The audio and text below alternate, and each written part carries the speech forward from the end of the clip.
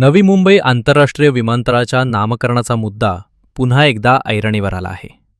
लोकनेते दिवंगत दिबा पाटील यांचे नाव विमानतळाला द्यावे या मागणीसाठी शेकापचे नेते आणि मुंबई कृषी उत्पन्न बाजार समितीचे माजी संचालक राजेंद्र पाटील यांनी थेट रक्ताने पत्र लिहून पंतप्रधान नरेंद्र मोदी यांना भावनिक आवाहन केले आहे. दिबा पाटील यांच्या स्मृतिदिनानिमित्त लिहिलेल्या या पत्रातून राज्य सरकारने पाठवलेल्या नामकरणाच्या प्रस्तावाला केंद्रीय मंत्रिमंडळाच्या तातडीने मंजुरी देऊन नवी मुंबई आंतरराष्ट्रीय विमानतळाला दिबा पाटील यांचे नाव जाहीर करावे अशी मागणी करण्यात आली आहे. यावेळी राजेंद्र पाटील यांनी स्थानिक आमदार महेश बालदी आणि प्रशांत ठाकूर यांच्यावरही निशाणा साधला. आंदोलन करण्याऐवजी स्वतःच्या सरकारकडे नामकरणाच्या प्रस्तावासाठी पाठपुरावा करावा असा टोला त्यांनी लगावला.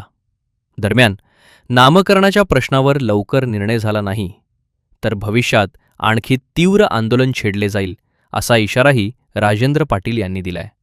त्यामुळे नवी मुंबई विमानतळाच्या नामकरणाचा मुद्दा पुन्हा एकदा तापण्याची चिन्हे दिसत आहेत. दिबा पाटील साहेबांच्या या स्मृतिदिनानिमित्त ठिकठिकाणी भूमिपुत्रांनी जागर आंदोलन चालू केलंय. ठिकठिकाणी आरोग्य शिबिर, वैद्यकीय शिबिर अशा प्रकारचे उपक्रम चालू केलेत. परंतु ज्या नेत्याचं नाव या आंतरराष्ट्रीय विमानतळाला लागायला पाहिजे ते तुमच्या आमच्या सगळ्यांचे आराध्य दैवत दिबा पाटील साहेब, याच्यासाठी तुम्ही आम्ही काहीतरी करायला पाहिजे. खरं तर आमच्या रक्तावर दिबा पाटलाचा अधिकार आहे. आम्ही जे आज प्रस्थ निर्माण केलेलं आहे सर्व रस्त्यांचं, कोट्यवधी रुपयाचे आम्ही मालक आहोत.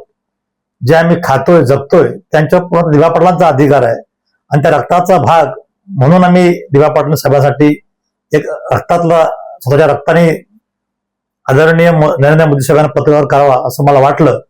त्याची प्रेरणा अशी झाली की रायरेश्वराच्या चरणी छत्रपती शिवरायांनी स्वराज्यासाठी रक्ताचा अभिषेक दिला होता.